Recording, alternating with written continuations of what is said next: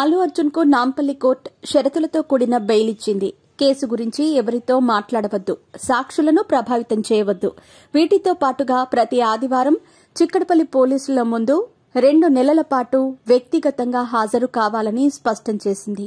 సంధ్య theatre వద్ద జరిగిన తొక్కిసలాట కేసులో ఐకాన్ స్టార్ అల్లు అర్జున్ కు నాంపల్లి కోర్టు రెగ్యులర్ బెయిల్ అయితే ఇచ్చింది. ఈ సందర్భంగా కోర్టు అల్లు అర్జున్ కు పలు షరతులు కూడా విధించింది. కేసు గురించి ఎవరితో మాట్లాడవద్దన్న కోర్టు సాక్షులను ప్రభావితం చేయవద్దని ఆదేశించింది. అంతేకాకుండా కేసును ప్రభావితం చేసేలా కామెంట్స్ చేయవద్దంది. వీటితో పాటుగా ప్రతి ఆదివారం చిక్కడపల్లి పోలీసుల ముందు 2 నెలల పాటు వ్యక్తిగతంగా హాజరు కావాలని స్పష్టం చేసింది.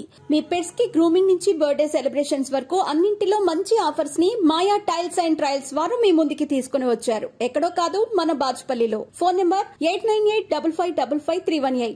ఈ విషయాన్ని అల్లు అర్జున్ తరపు న్యాయవాది అశోక్ రెడ్డి తెలిపారు. అటు బన్నీకి బెయిల్ ఇవ్వొద్దని పోలీసులు నాంపల్లి కోర్టులో వాదించారు. అల్లు అర్జున్ డబ్బున్నవాడని, సాక్షులను ప్రభావితం చేసే అవకాశం ఉందంటూ వాదించారు.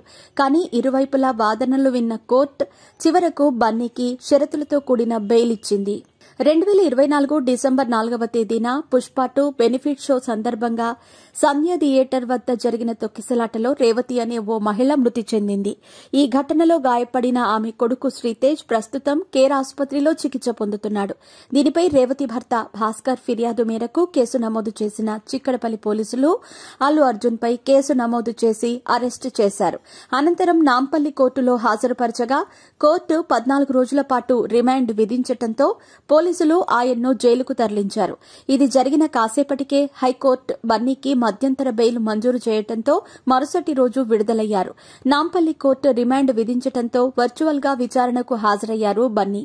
అదే రోజున అల్లు అర్జున్ తరపు న్యాయవాదులు రెగ్యులర్ బెయిల్ కోసం నాంపల్లి కోర్టులో పిటిషన్ దాఖలు చేశారు. ఇరువైపులా వాదనలు విన్న కోర్టు ఇలా షరతులతో కూడిన బెయిల్ మంజూరు చేసింది.